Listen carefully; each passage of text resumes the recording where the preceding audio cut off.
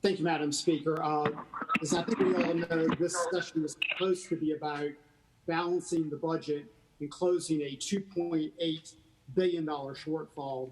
You know, it took us 6 weeks to get where we are today, just finally considering the House Appropriations bill. That's the length of a short session, and that is way too long. Let me be very clear. That's not the fault of the Chairman of Appropriations, who I think does very good work. But it is an example of misplaced priorities by the majority. There are some good things in this budget, and I think you should always point that out.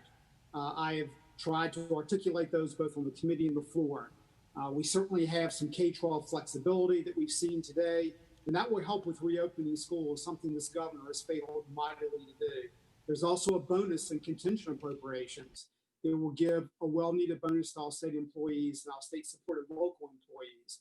And there's money for important areas like broadband. But when you look at this document as a whole, I just cannot support it.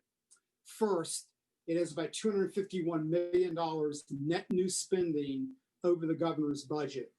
But at the heart of this budget is a $28 million expenditure we've talked a lot about today that I view as anti-law enforcement and contrary to the best interest of public safety in Virginia. And let's talk a little bit about tone and approach.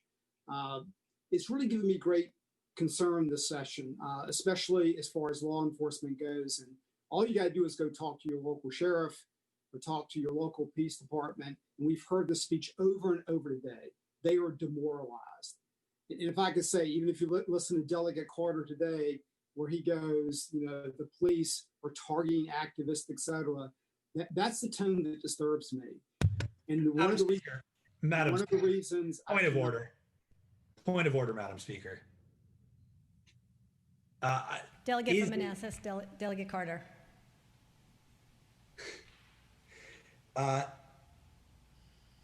Is the delegate implying that what I'm saying is somehow a lie? Madam Speaker, I have a real point of order. Delegate from Shenandoah, Delegate Gilbert. I don't believe the gentleman has risen for an appropriate purpose in a parliamentary fashion. He should state his purpose. Delegate Carter.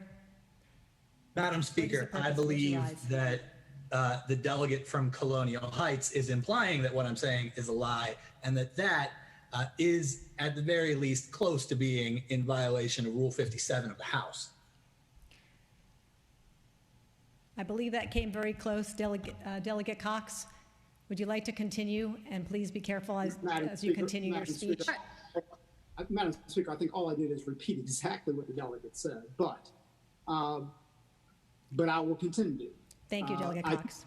I do think the tone has not been appropriate, and I do think we should treat our dedicated public safety professionals, we should not treat them in this manner.